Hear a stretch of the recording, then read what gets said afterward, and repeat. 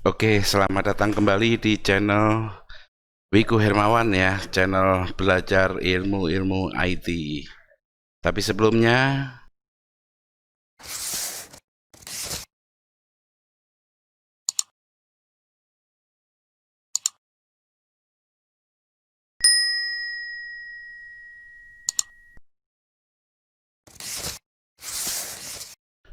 oke, kali ini di dalam video yang keempat, di dalam pemrograman Java kita akan belajar tentang encapsulation, enkapsulasi kalau bahasa Indonesia ya.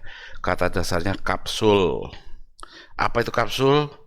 Kalau tidak tahu kapsul, tinggal ke apotek ya, bilang ke mbaknya, "Mbak, saya mau lihat kapsul." Nah, lihat itu kapsul. Kapsul itu ada luarnya, kulitnya, dan ada dalamnya. Dan fungsi dari kulit adalah melindungi dalamnya supaya tidak bubar, ya kan? Dalamnya biasanya bentuk seperti tepung gitu ya. Fungsi dari kulit untuk melindungi dalamnya. Sama dengan encapsulation di dalam Java ini ya, bahwa kita melindungi properti kita di dalam kelas itu ya. Jadi yang namanya properti adalah milik kita, milik kelas. Kalau kelas itu kita, berarti properti itu milik kita. Tentu kita ingin melindungi properti kita ya. Kita punya motor.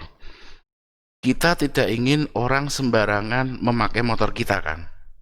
Kita pasti memberikan syarat-syarat, misalnya nih ya, kalau mau minjem motor kita itu orang harus punya SIM misalnya, atau kalau ngerem jangan mendadak, kalau ngegas jangan mendadak ya. Kalau oke baru kita kasih kuncinya, kunci motor kita. Nah seperti itu encapsulation. Jadi di dalam Java fitur object orientednya itu, salah satu keunggulan dari object oriented programming itu bahwa kita bisa melindungi properti kita sehingga orang lain itu sesuai dengan standar yang kita inginkan dalam memakai properti itu, gitu ya.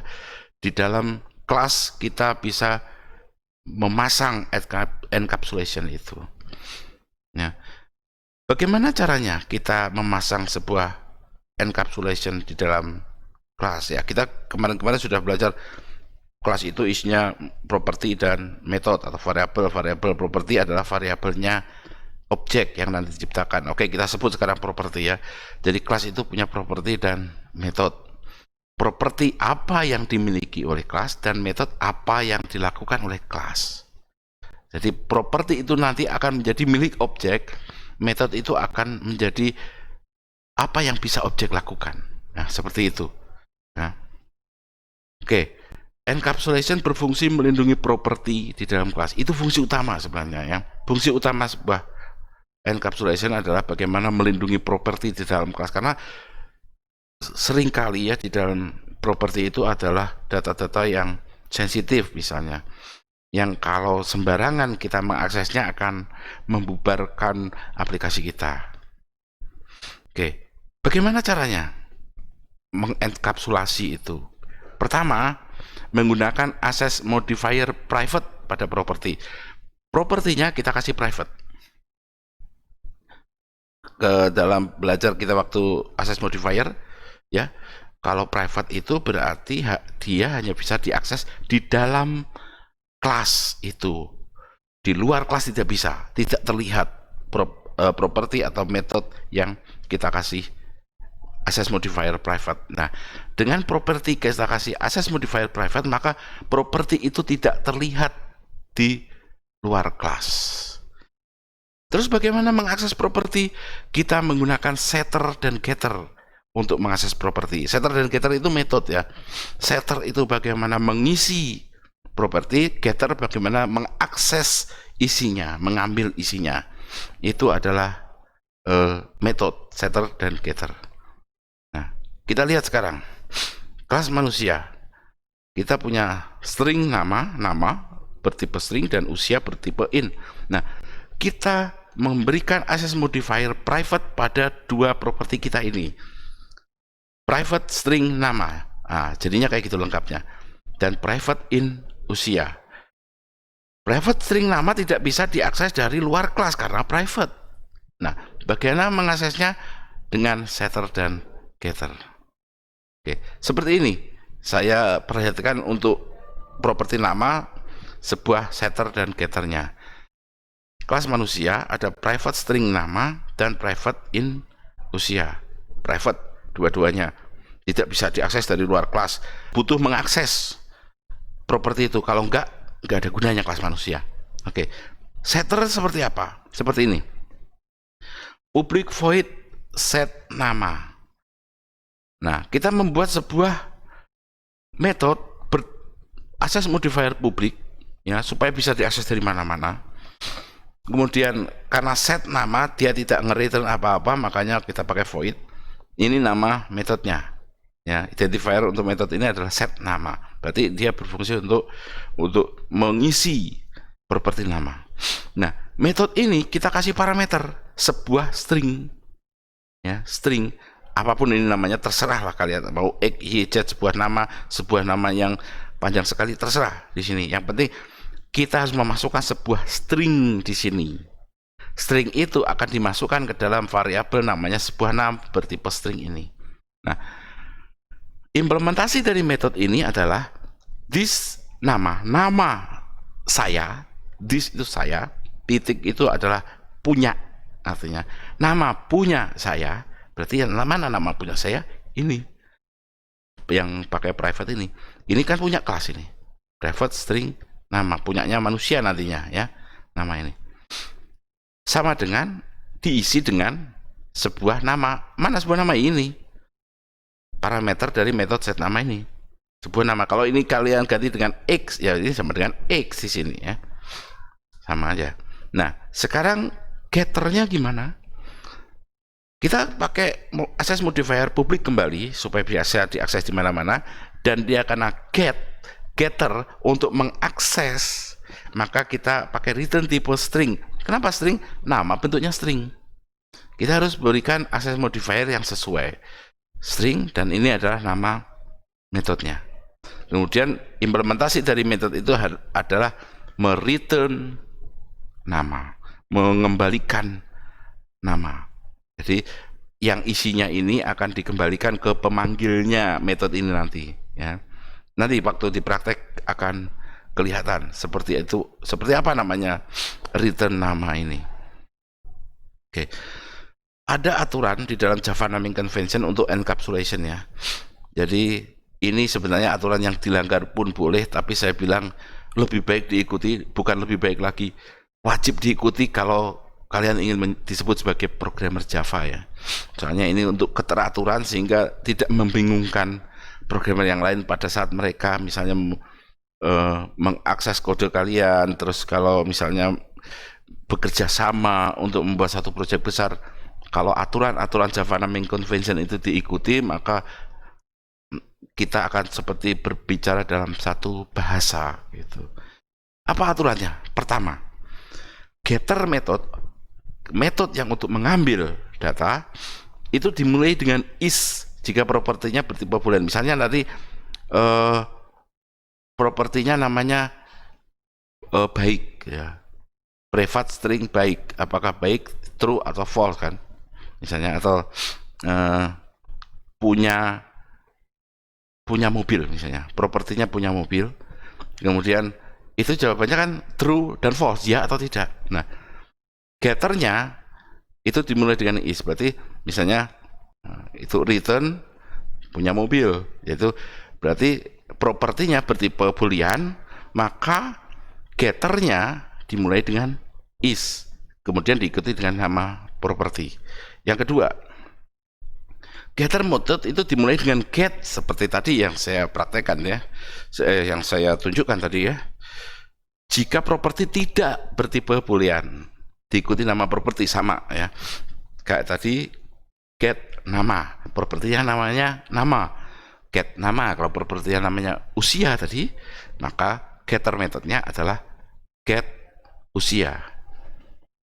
Oke, setter method dimulai dengan set, diikuti nama properti, mau boolean mau enggak semua set. Jadi setter method itu untuk mengisi properti, dimulai dengan set, diikuti oleh nama properti. Oke, kita buka Eclipse ya. Kita mau mempraktekkan apa yang kita pelajari tadi tentang enkapsulasi ya, tentang bagaimana membuat kapsul dari kelas itu ya, kapsul untuk melindungi kelas itu. Apa yang dilindungi terutama adalah properti. Jadi enkapsulasi itu pertanyaannya, apa yang dilindungi dan dilindungi dari apa?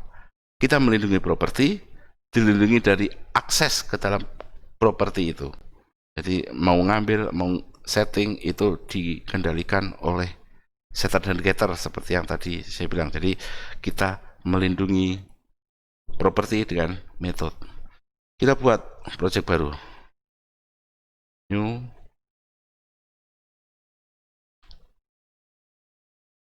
Oke, nama projectnya kapsul ya. Kapsul. Finish langsung. Nah, ini kita punya project kapsul.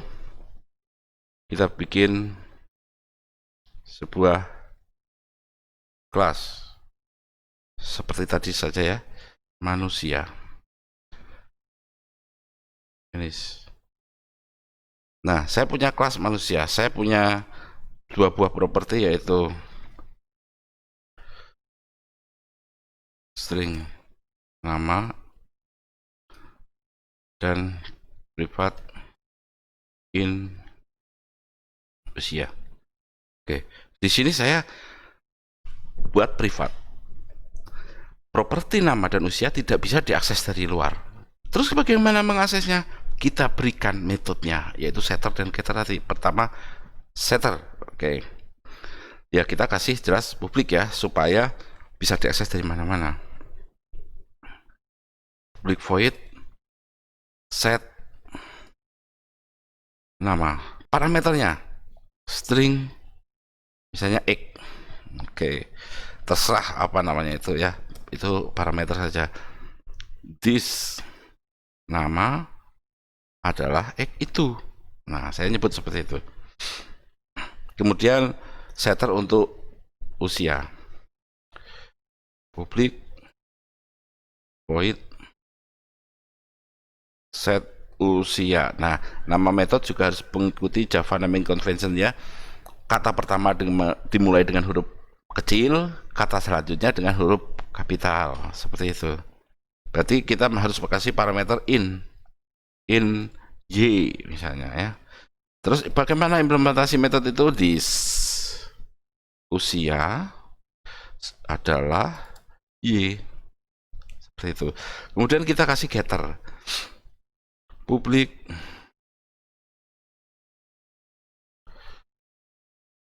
string get nama. Oke. Kalau orang memanggil get nama, saya kembalikan nama itu.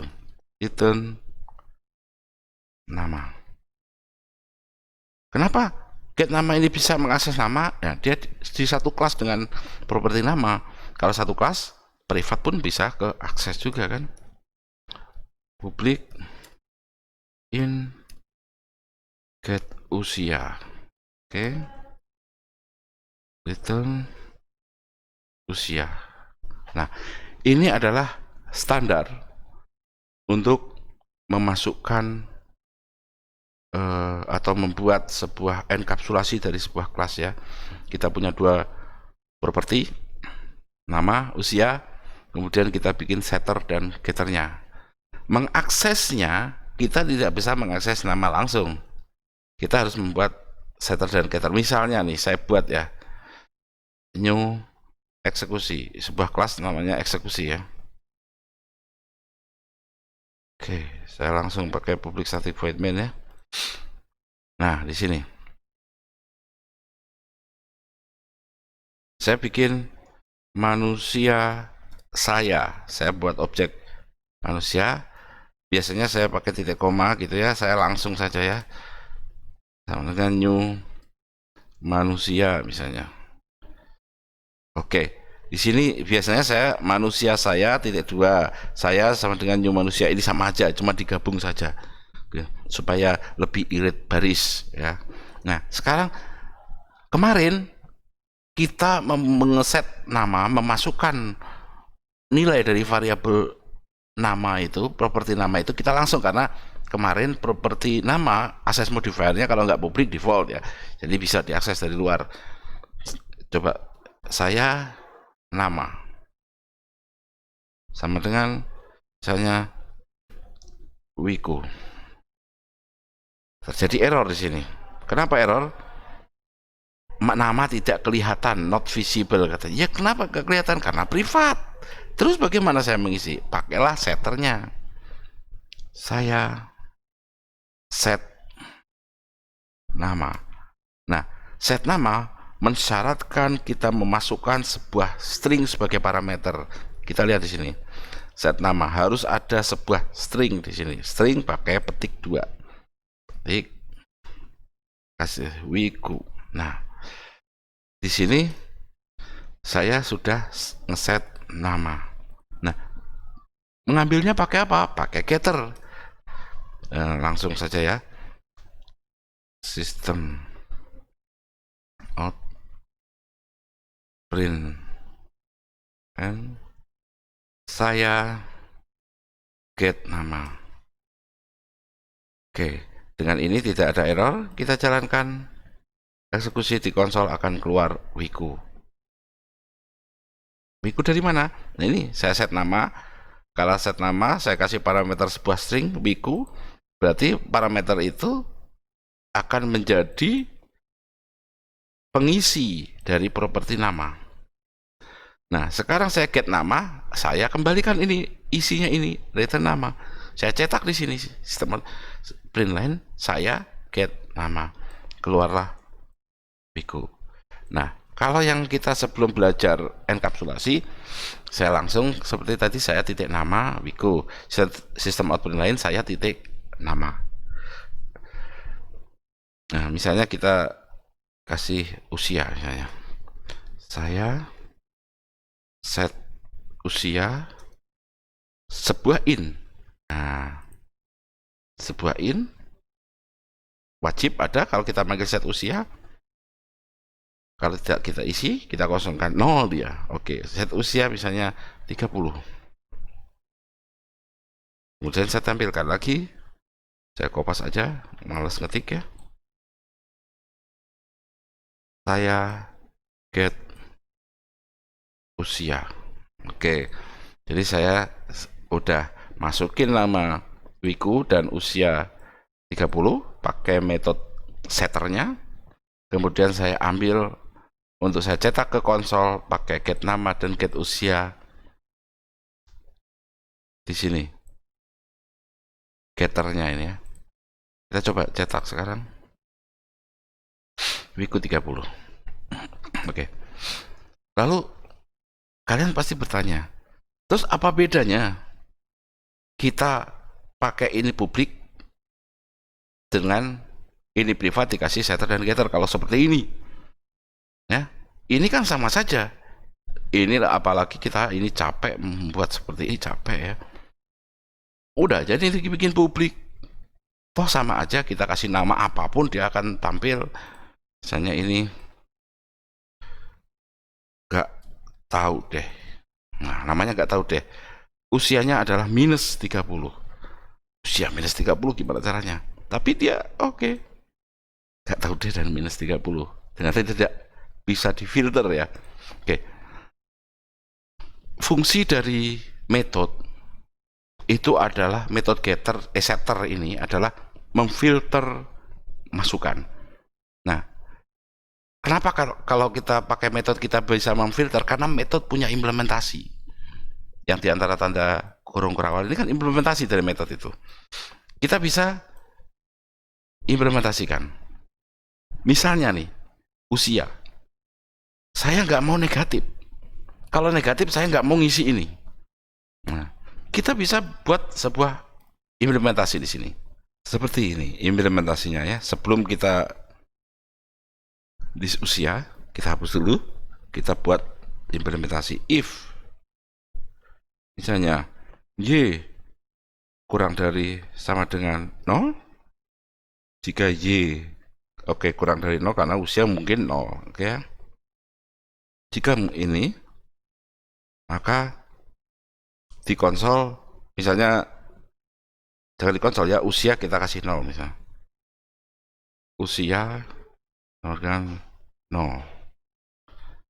Oke, jadi kalau kurang dari 0, kita kasih 0. Else, jika lebih besar atau sama dengan 0, maka kita kasih apa yang ditulis di Y ini, kita masukkan ke nama. This, usia ya, usia Y. Nah, seperti ini. Kita sekarang membuat filter. Seandainya orang memasukkan sebuah usia itu negatif, sesuatu yang nggak mungkin di dunia ini ya. Usiamu berapa? Minus 30. Apa artinya usia minus 30? Tidak ada artinya. Mungkin bisa terjadi karena salah ketik waktu memasukkan data ya. Nah, itulah yang kita jaga. Jadi kalau sampai dia memasukkan usianya negatif atau kurang dari 0, maka usia dijadikan 0. Jika tidak, maka ya udah, itulah jadi usia. Jadi usia saya, usia punya saya itu ya Y ini. Oke. Ya, kita save dulu. Kita praktekkan di sini. Kalau usia saya 30, minus 30, apa yang terjadi? 0. Ya, nggak tahu deh, tidak saya filter, makanya tetap tampil seperti ini. Tapi di sini usianya 0. Tapi kalau saya hilangkan 30 minusnya, jadi set usia itu parameternya 30 positif, maka tampil 30. Oke.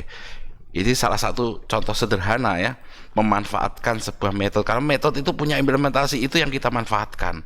Jadi waktu kita setting, kita set, itu kita kasih syarat. Kalau kurang dari 0, jadi 0. Tapi kalau lebih dari 0, ya udah, itulah umurmu. Gitu.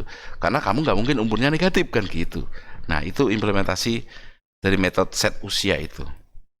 Seperti itu. Nah, ada contoh yang lebih keren lagi ya, seperti misalnya kita membuat project baru misalnya, new Java project, namanya kapsul 2. Nah, asal aja lah ya. Ini saya punya kapsul 2. Oke, saya new class tabungan. Nah, finish. Kita punya tabungan kan di bank ya. Kalau kalian punya tabungan di bank ya, pasti ada namanya saldo. Nah, saldo itu tidak bisa kita set, tidak bisa kita ubah sesuka-suka kita. Bagaimana cara mengubah saldo? Adalah dengan setoran dan tarikan. Oke, kita coba di sini. Privat in saldo. Kemudian setoran dan tarikannya privat in store aja ya, dan privat in tarik. Oke, saya lindungi properti utamanya saldo ini supaya orang nggak bisa ngubah-ngubah saldo saya 0, saya rubah set saldo 1 juta, bisa langsung kita bisa narik uang lagi gitu kan.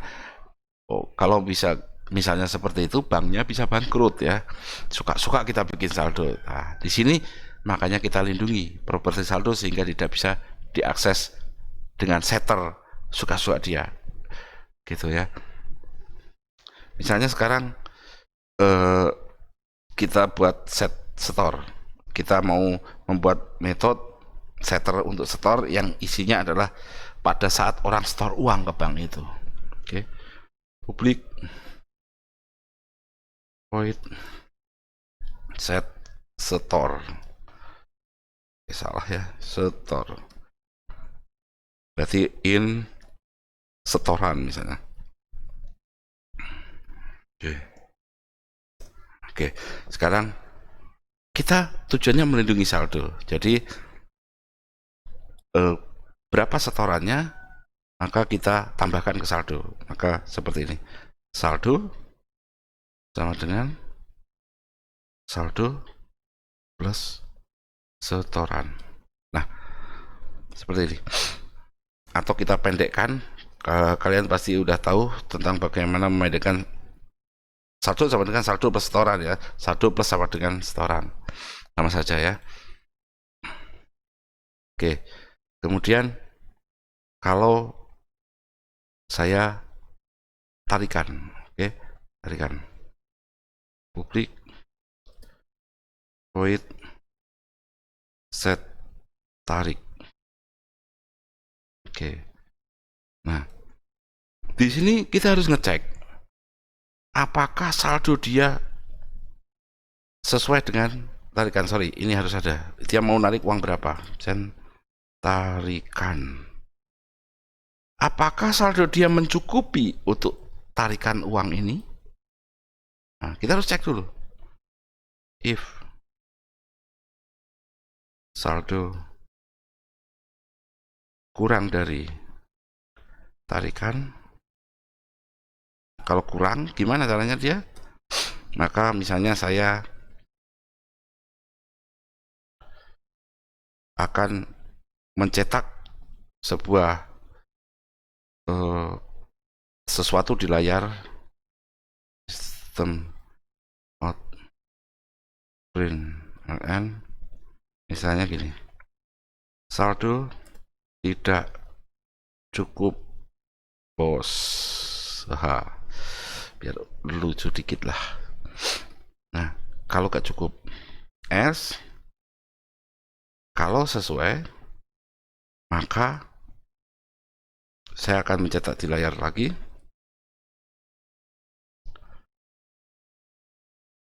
Dan misalkan silahkan ambil uang Anda. Oke, selanjutnya saldo dikurangi dengan tarikan. Ya. Atau oke, saya panjangin ya, saldo sama dengan saldo dikurangi tarikan. Jadi setelah dia tarik uang kan saldonya harus berkurang. Nah, ini adalah set tarik. Nah, bagaimana kita mau ngecek saldo kita? Kita kasih get saldo, nggak masalah. Dia hanya akan mendapatkan saldo kan. Publik, misalnya in get saldo. Oke. Nah, return saldo. Nah, di sini saya untuk mendapatkan saldo saya ada get saldo, tapi saya nggak buat setternya ya, karena saya harus melindungi saldo. Nggak mungkin orang suka-suka mengatur saldo. Saldo hanya bisa diakses dengan setoran. Kalau dia setor akan nambah saldo dengan tarikan, dengan set tarik seperti ini. Kalau udah set tarik, maka kalau dia narik uang, maka saldo akan dikurangi dengan tarikan itu. Oke, ini saya misalnya kalau kita pengen misalnya bisa menampilkan setoran terakhir misalnya ya, saya kasih lah ya, in this setor sama dengan setoran. Nah, ini berarti saya menyimpan parameter ini ke dalam setor. Jadi nanti akan terlihat oh setoran terakhir kapan gitu ya. Ini juga saya tambah misalnya this tarik adalah tarikan. Oke, kita bisa simpan ini ke dalam properti ini. Boleh disimpan, boleh enggak lah ya. Yang penting fungsinya untuk mengubah saldo. Tapi ini lebih baik memang disimpan, jadi nanti kelihatan tarik dan setornya. Oke, kita sudah punya kelas tabungan. Selanjutnya kita akan membuat sebuah kelas namanya ATM ya. ATM untuk ngambil uang. New class. Misalnya namanya adalah ATM. Public static void main. Oke. Di kelas ATM ini saya akan membuat objek dari tabungan. Tabungan. Namanya adalah uangku. Sama dengan new tabungan. Oke. Kemudian saya store. Saya umpamanya kan 3 kali store misalnya ya. Uangku set store misalnya 200.000. Nah, saya pertama store segitu, lalu store lagi misalnya 150.000, kemudian store lagi misalnya 300.000. Ya, saya store 3 kali. Oke. Saya kemudian akan mencetak saldo saya berapa. Get saldo kan. Kalau get saldo, ini saya tutup aja. Kalau get saldo, dapatnya saldo. Berarti saya harus pakai sistem out print line untuk mencetak ke konsol. Sistem out print ln uangku get saldo. Nah, saya akan bisa melihat saldo saya.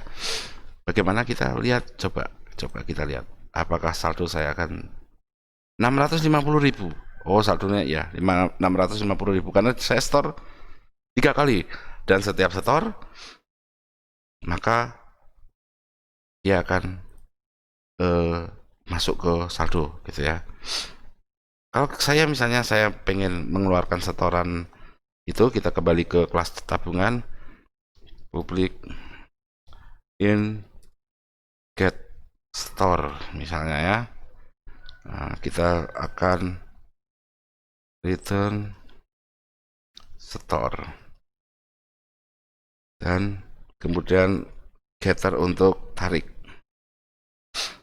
public in get tarik. Nah, jadi ini tarikan yang terakhir, dia akan bisa return. Kenapa? Karena tarik itu cuma satu buah properti, jadi nanti kalau tarik 100, tarik 200, tarik 300, yang tersimpan adalah yang terakhir ya. Kecuali tarik ini bertipe array ya, nantilah ya, nanti kita akan bahas itu tentang array ya. Return tarik. Oke, kita save dulu. Nah, kita di ATM, saya mau melihat saya store terakhir berapa gitu ya. Kita lupa ini ada 300.000 ya, kita store ya, tapi kita lupa. Saya pengen tahu berapa setoran saya terakhir. Uangku get store. Nah, seperti ini. Kita run. Uang 650.000, setoran terakhir 300.000 ya. Nah, kita supaya cantik ya. Saldo Anda sama dengan sambung dengan uangku. Hanya ini setoran terakhir sama dengan sambung dengan uangku get store. Kita run. Apakah lebih cantik tampilannya? Saldo Anda 650.000, setoran terakhir 300.000, sesuai dengan yang kita pakai ini ya. Coba sekarang kita lakukan penarikan, withdrawal. Jadi kita mau narik di ATM. Uangku set tarik, misalnya saya kasih penarikan 1 juta. Nah, 1 juta kurang 01 ya. Nah, kemudian saya akan tampilkan kembali yang kedua, misalnya, jadi ini saya pisahkan ya, saya pisahkan supaya terpisah dengan yang atas. Ini saya hapus,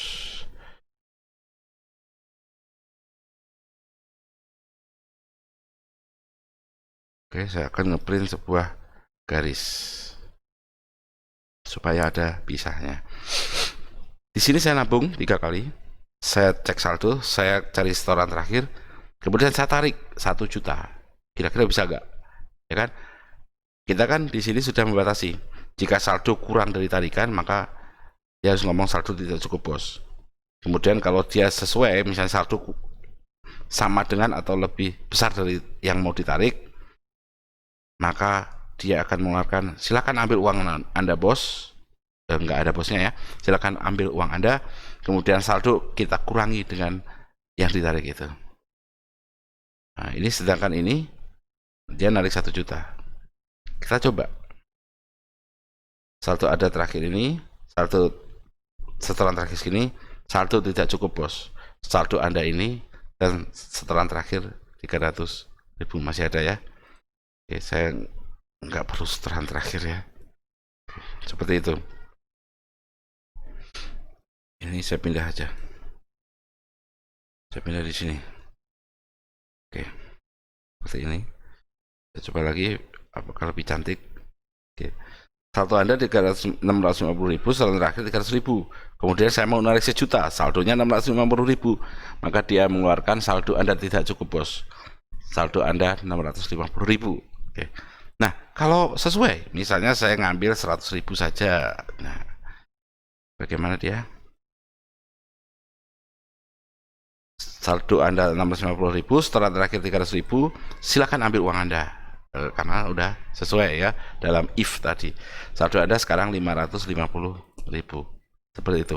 Nah, ini salah satu fungsi yang terlihat ya, kita melindungi properti. Tadi kita melindungi properti usia supaya kita tidak dibuat bingung waktu pengguna mengisi usia negatif. Karena usia negatif itu tidak masuk akal ya. Apalagi nanti kalau ada properti berat badan misalnya ya, di suatu klinik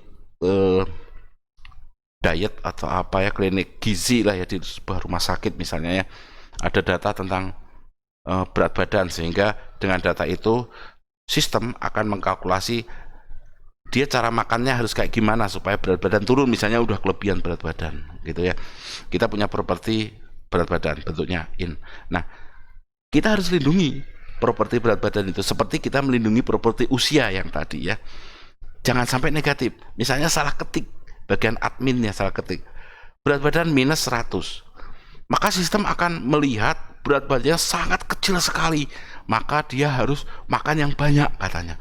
Jadi advice atau nasihat dari sistem diberikan ke orang itu makan yang banyak, padahal dia udah kelebihan berat badan. Kenapa kok bisa kayak gitu? Karena adminnya salah masukin.